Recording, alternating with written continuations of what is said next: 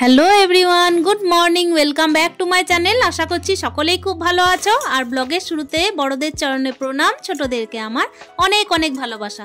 বীরভূম জেলার ছোট্ট একটা শহর থেকে আমি সুধা আবারও চলে এসেছি নতুন দিনের নতুন আরও একটা ব্লগ নিয়ে। তো চলো তোমাদেরকে সাথে নিয়ে আজকের ব্লগটা এখান থেকে স্টার্ট করা যাক। সকাল থেকে না কুয়াশায় ঢাকা আর কি চারিদিক হয়ে আছে, দেখতেই পাচ্ছ কেমন ধরনের যেন এইদিক ওইদিক দেখা যায় না, তাই না? তো এই টাইমে কিন্তু ঠান্ডাটা লেগে যাবে, সেই জন্যই কানের মধ্যে বেঁধে নিয়েছি। আর অতিরিক্ত সোয়েটার তো পরার অভ্যাস না, সেই জন্য দেখো সকাল থেকে এইভাবেই কিন্তু আমি কাজবাজ করছি। আর এই যে কুয়াশায় কেমন ধরনের যেন একটা ঠান্ডা ঠান্ডা ওয়েদার, সেই জন্য না গাছগুলোর জন্য অনেকটাই ভালো। ভাবলাম যে সমস্ত গাছগুলোকে একেবারেই লাগানো হয়নি, ওই যে গ্রোয়িং ব্যাগের মধ্যেই থেকে গেছিলো, সেগুলোকে সকাল থেকে লাগিয়ে নিই। আসলে দেখো সংসার সাজানোর কাজ কিন্তু মেয়েদের সকাল থেকেই শুরু হয়ে যায়, তাই না? আমারও কিন্তু তাই।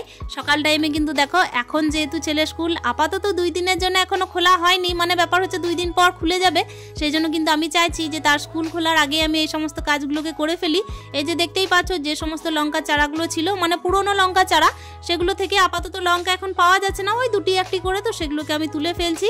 আর ওই মাটিতেই কিন্তু আমি সার মিক্স করে কিছু সংখ্যক গাছ ছিল গ্রোয়িং ব্যাগের মধ্যে, তো তারই মধ্যে কয়েকটা লাগিয়ে ফেলবো। আসলে সমস্ত রকমের টব আমার এখনো পর্যন্ত সংগ্রহ করা হয়নি, আর 2-1টা টব আছে যেগুলো অনেকটাই বড়, সেগুলো কিন্তু আমি এখন লাগাচ্ছি না। আসলে কি বলতো, এই যে ছোট ছোট ইনকা চারাগুলো না আপাতত অনেকটাই ঝাড় হয় না, এগুলোর জন্য কিন্তু আপাতত ছোট্ট ছোট্ট টব হলেই যথেষ্ট, সেই জন্য কিন্তু আমি এই টবগুলোকে লাগাবো না। আর ওই যে দেখতেই পাচ্ছ যে সমস্ত গ্রোয়িং ব্যাগের মধ্যে গাছগুলো আছে, সেগুলোর মধ্যে হচ্ছে গাঁদার চারা আছে, ডালিয়ার চারা আছে। তবে কি বলতো, ডালিয়াটা একটা বড় গাছ হয়তো, আর আমার এই ক্ষেত্রে কিন্তু মাটিটার অভাব হয়ে যাচ্ছে। যেহেতু দেখো মাটির মধ্যে গাছ লাগানো আমার পক্ষে খুবই সমস্যা। আমি যখন বাবার বাড়িতে ছিলাম তখন কিন্তু প্রচুর গাছ লাগিয়েছি মাটির মধ্যে, কিন্তু এখানে না মাটিটা পাই না, সেজন্যই আমি এই যে টবের মধ্যেই লাগাই। আসলে উঠোনের মধ্যে তো পুরোটাই আর কি বাঁধানো, কোথায় বা মাটি পাবো আর ছোট্ট মতো উঠোন। তবে একটা জিনিস খুব ভালো করেই বুঝেছি যে শখে যদি কুলাই তাহলে কিন্তু দেখবে যে কোনো ছোট জায়গার মধ্যেই কিন্তু একটা ছোট্ট বাগান করে, কিংবা হচ্ছে ঘরের যে সমস্ত কোণ তুমি সাজিয়ে তুলতে যাও নিজের মতো করে, ইচ্ছা থাকলে কিন্তু সাজিয়ে নেওয়া যায়। সেইভাবেই কিন্তু দেখো দেখতেই পাচ্ছ মাটি অবশ্যই নেই, তবে হ্যাঁ এই যে সস্তার গাছগুলোকে আমি খুব একটা যত্ন করে না বললেও হয়, ওই যে অল্প স্বল্প যত্ন করেই একদম সুন্দর করে পরিচর্যা করে রাখি। আর অতিরিক্ত ভালোবাসি আসলে গাছগুলোকে। একেবারে মেন গেট থেকেই দেখো সংসারে সাজানো গোছানো লেগে থাকে আমার। আর দেখো প্রত্যেক দিন কিন্তু গাছগুলোকে কেয়ার করতে হয়, একটুখানি নজর দিতে হয় আর কি, খুব একটা যে যত্ন করতে হয় তাও না, তবে ভালোবাসা অফুরন্ত থাকে বলেই সংসারের প্রত্যেকটা জিনিসের প্রতি আমার যত্ন থাকে। তো চলো বন্ধুরা, এই যে দেখতেই পাচ্ছ এখানে আমি গাঁদার চারা লাগাচ্ছি, এটা হচ্ছে ইনকা গাঁদা। তো এই গাছটাকে আমি লাগিয়ে নিচ্ছি টবের মধ্যেই। আর কি বলতো, কয়েকটা ডালিয়ার চারা ছিল, সেগুলোর জন্য না আমার আর কি জায়গা হলো না। আমি চেষ্টা করব যে এগুলোকে বালতির মধ্যে লাগাতে, কেন কি বালতির মধ্যে স্পেসটা বেশি পেয়ে যাচ্ছি, আর শীতের ফুল যেহেতু সেহেতু কিন্তু আমার বালতির মধ্যে মোটামুটি হয়ে যাবে, টবটা আর কি গরম হবে না। তবে প্লাস্টিকের টবের মধ্যে আর কি গাছটা খুব একটা ভালো হয় না। তবে এখন তো যেহেতু শীতকাল, সেহেতু রোদের তাপটাও অনেকটাই কম, সেজন্য কিন্তু শীতকালে এই যে শীতকালীন ফুলগুলো বালতির মধ্যে কোনো অসুবিধা হয় না, ভালোভাবেই গ্রো করে। তো চলো বন্ধুরা, এই যে দেখতেই পাচ্ছ গ্রোয়িং ব্যাগ থেকে যে গাছগুলোকে লাগিয়েছিলাম না, তার মধ্যেই একদম কুড়ি, তারপর হচ্ছে ফুল একেবারে ফুটে গিয়েছিল। আমার কিন্তু লাগানোর সময় এতদিন পর হয়েছে। তো দেখো এখন যে সমস্ত বড় গাছগুলোকে আছে এইদিক ওইদিক কিন্তু ট্রান্সফার করা হয়েছে টবগুলোকে। আসলে যে সমস্ত গাছগুলো এখন ফুল নেই সে সমস্ত গাছগুলোকে আমি এক কোণে দিয়ে দিচ্ছি। আর আমার একটু অসুবিধা হচ্ছিল টানাটুনি করতে, ওই জন্য না এক হাতে করেই টেনে টুনে ঠিকঠাকভাবে অ্যাডজাস্ট করে নিলাম আর সমান লাইনে দিয়ে দিলাম। তো চলো দেখতেই পাচ্ছ ওদিকে আমার বাবা কিন্তু এখন যেখানে বেরোচ্ছে সেটা হচ্ছে নিমের ডাল আনতে। আসলে কি বলতো, আমরা হচ্ছে ঝাড়খণ্ডের, তো আমার বাবা কিন্তু ছোটবেলা থেকেই ঝাড়খণ্ডে মানুষ, আর ওই দিকের মানুষরা কিন্তু নিমের দাঁতনেই দাঁত ব্রাশ করে। আমার বাবা কিন্তু এখানে বাস করা সত্ত্বেও কখনো ব্রাশ ইউজ করে দেখেনি, ওই যে নিমের ডাল, তার সঙ্গে হচ্ছে কোলগেট, যে কোনো টুথপেস্ট থাকবে, তার সঙ্গে কিন্তু নিমের ডালটা অতি অবশ্যই থাকবে।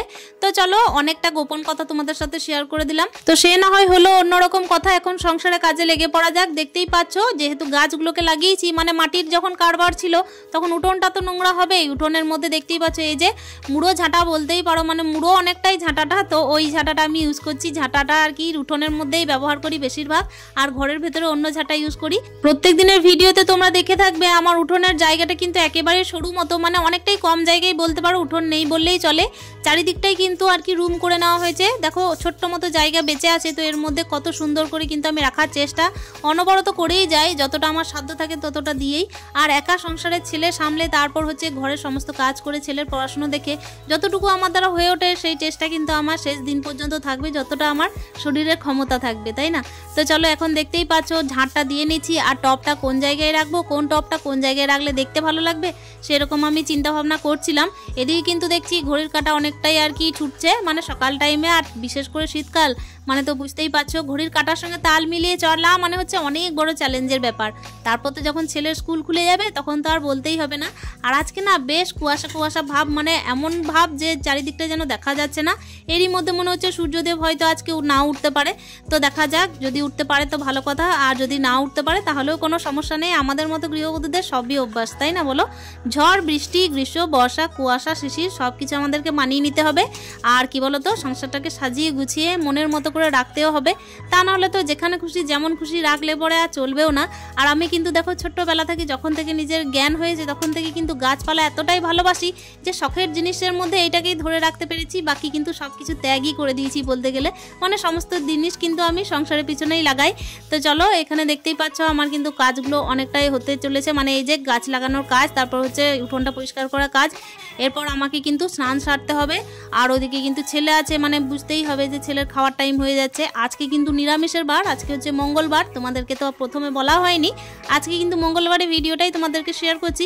তো চলো এদিকে কিন্তু আমার ঝাঁটপাট একেবারে কমপ্লিট হয়ে গেছে, অনেকটাই কিন্তু ধুলো জমেছে, দেখতেই পাচ্ছ কত পরিমাণের কাদাগুলোকে জমেছে, মানে কাদামাটি ভিজে ভিজে ধরনের কাদামাটি।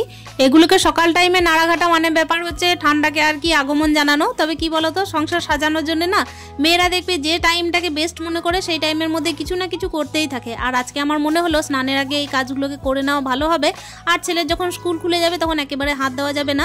স্নানের পর দেখবে এই সমস্ত কাজগুলোকে না করতে একেবারে ভালো লাগে না, মানে কি বলতো, একেই তো শীতকাল, তারপর হচ্ছে স্নানের পর যদি আবার এই যে মাটি সার এগুলোকে হাত দিতে হয় তাহলে কেমন জানি না মনে হয় যে ঠান্ডাটা একটু বেশিই লেগে যাচ্ছে, তার সঙ্গে নিজেকে একটু নোংরা নোংরা ভাব লাগে। তবে গরমের দিনে কি বলতো, গরমের দিনে করে নেওয়া যায়, যখন খুশি স্নানটা করা যায়, তারপর হচ্ছে যখন খুশি কাদা মাটি এগুলো ঘাটাও যায়।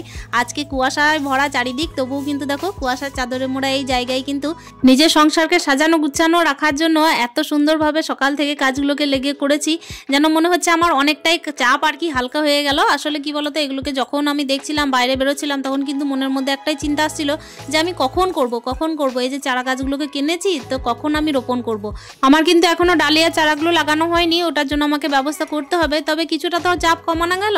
তো চলো এদিকে কিন্তু আমি স্নান সেরে নিয়েছি, আর ওখানে কিন্তু আমি এক কাপ চা আর ওই যে দেখতেই পেলে চিড়ে ভাজা আর একটুখানি মুড়ি একটুখানি মানে একসাথে মিক্স করে খেয়ে নিলাম। আর এই যে দেখতেই পাচ্ছ বাজার গেছিলাম, এর মাঝে এখানে কিন্তু কি কিনে এনেছি সেটা দেখতেই পাচ্ছ, লাউ কাটছি যখন তখন লাউই কিনে এনেছি অবভিয়াসলি। আর খুব সুন্দর না পনকা শাক হয়েছিল, তো পনকা শাকগুলোকে কিনে এনেছি আমি এক চাষির কাছে, মানে ব্যাপার হচ্ছে রাস্তায় কিনলাম, খুব কচি কচি পনকা শাক ছিল। তবে কি বলতো, আজকে বেছে ধুয়ে রেখে দেবো, আজকে না করবো না, মানে কি বলতো একটু না মূলো শাক ছিল, টাটকা মূলো শাক ছিল, তো ওটাকে আমি কালকে কেটে রেখেছি, ওটাই ভাবছি আজকে করব। আর এখানে দেখতেই পাচ্ছ লাউটাকে ধুয়ে নিলাম, আর এখন দেখো বড়ি দিয়ে না আমি একটুখানি পোস্ত করব। অল্প 5 ফোড়ন দিয়েছিলাম তেলের মধ্যে, তারপরে লাউটা দিয়ে দিলাম। আসলে কি বলতো, লাউ পোস্ত করা বা যে কোনো রকমের পোস্ত করা একেবারে খুব সহজ ব্যাপার।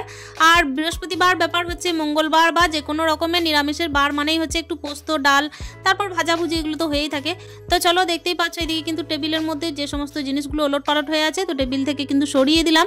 আর এই যে বললাম পনকা শাক ছিল, তো সেটাকে আমি বেছে ধুয়ে নেবো আজকে কি মানে রান্না করব না, এটাকে রেখে দেবো। আজকে ওই যে বললাম মূলো শাকটা করব।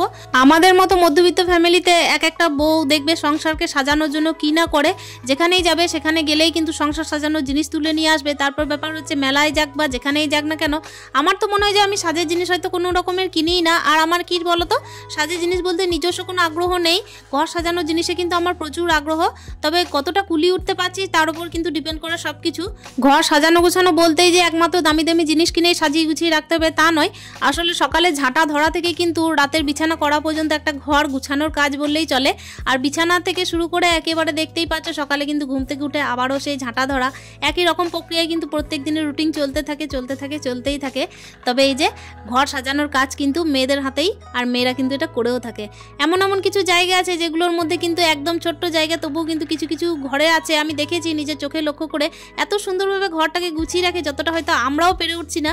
মানে যেন মনে হয় তারা কোথায় যে জামা কাপড় রাখছে, কোথায় যে কী রাখছে জানি না, অথচ সুন্দরভাবে কিন্তু একটা ছোট্ট জায়গার মধ্যে কুলিয়েও যায়। আসলে ব্যাপার হচ্ছে ঘর গুছিয়ে রাখার ইচ্ছা থাকলে, ঘর সাজিয়ে রাখার ইচ্ছা থাকলে জায়গাটা বা ঘরটা ম্যাটার করে না, বা ব্যাপার হচ্ছে দামি জিনিসটা ম্যাটার করে না, ম্যাটার করে কিন্তু একরকমভাবে মনোবৃত্তিটা। তো চলো বন্ধুরা, তোমাদের সাথে গল্প করতে করতে এইদিকে না আমি একটুখানি আলু ভেজেছিলাম। আসলে কি বলতো, ছেলে না বললো একটু আলু ভাজা খাবো, আলু ভাজা খেতে খুব ভালোবাসে, সেই জন্য আমি নিরামিষ আলু ভাজা করে দিলাম। আর এখানে দেখতেই পাচ্ছ মূল্য শাকটাকে আমি করে নিচ্ছি। আর এই যে এখন না সয়াবিনের তরকারি করব, যেটা হচ্ছে ওই যে কুমড়ো ছিল, তো কুমড়োটা দিয়েই করব। আগের দিনে একটুখানি মুড়ি খাবার করেছিলাম, তো কুমড়ো, আলু, গাজর আর সয়াবিন সমস্ত মিক্স করে একটা সবজি করব। এটা কিন্তু খেতে মোটামুটি বেশ ভালো লাগে, আর নিরামিষের বার হলে সবজি দিয়ে সয়াবিনটা বেশ ভালো লাগে। আমার শুধুমাত্র ওই যে আলু দিয়ে সয়াবিনটা একদম পছন্দ নয়, সেই জন্য আমি কুমড়োটা কিংবা হচ্ছে বেগুন এই সমস্ত দিয়ে সয়াবিন রান্না করি। আর বৃহস্পতিবারে এমন কি রান্না করাই বা যায়, তাই না? আমার ছেলে পনিরও খুব একটা পছন্দ করে না, খায় না বললেই চলে। তাহলে এর মধ্যে বলো আমাকে রান্নাটা আর কি করতে হবে? আসলে সংসারে থাকতে গেলে তো মেয়েদের পছন্দটাকে, নিজের দিকটা আর কি সাইডে রেখে সংসারের অন্য যে ব্যক্তিগুলো আছে তাদের পছন্দের দিকেই খেয়াল রাখতে হয়, আর ঘরটাকে গুছানোর দিকে খেয়াল রাখতে হয়, ঘরটা সাজিয়ে গুছিয়ে রাখার দিকে খেয়াল রাখতে হয়। এদিকে তোমাদের সাথে কথা বলতে বলতে আমার রান্না প্রায় কমপ্লিট। আর আজকে না রান্নার পরিমাণটা একটু বেশিই ছিল। আসলে ব্যাপার হচ্ছে আমার মা খেয়ে যাবে আর কি মিটিংয়ে, আসলে সেই জন্যই আমাকে তাড়াতাড়ি রান্নাটা করে নিতে হয়েছে। আর এখানে দেখতেই পাচ্ছ তোমাদের সাথে গল্প করতে করতে আমি কিন্তু একেবারে ফিরে এসেছি ওই বিকাল টাইম বললেই চলে। সংসারের প্রত্যেকটা কাজই হচ্ছে ঘর গুছানো রিলেটেড। আসলে ব্যাপার হচ্ছে গ্যাসটা যদি না মোছা হয় সেটাও কিন্তু দেখো নোংরার ব্যাপার, সেই জন্য ওই যে বলতে বাধ্য হচ্ছি যে গ্যাস মোছা হোক বা যে কোনো ঘরের কাজ হোক, সমস্তটাই জড়িয়ে আছে কিন্তু ঘর গুছানো নিয়েই, ঘর পরিষ্কার পরিচ্ছন্ন রাখা নেই। আর সকাল থেকে কিন্তু শুরু হয়ে যায় মেয়েদের যে কোনো পরিস্থিতিতে ঘরকে পরিষ্কার পরিচ্ছন্ন অথচ গুছিয়ে রাখার কাজে। তাহলে চলো বন্ধুরা, ভিডিওর একেবারে লাস্ট মুহূর্তে চলে এসেছি, আর আজকের ভিডিওটা এখানেই শেষ করছি এক কাপ চা দিয়ে। দেখা হচ্ছে নেক্সট ব্লগে, ততক্ষণের জন্য স্টে হ্যাপি মন, টাটা।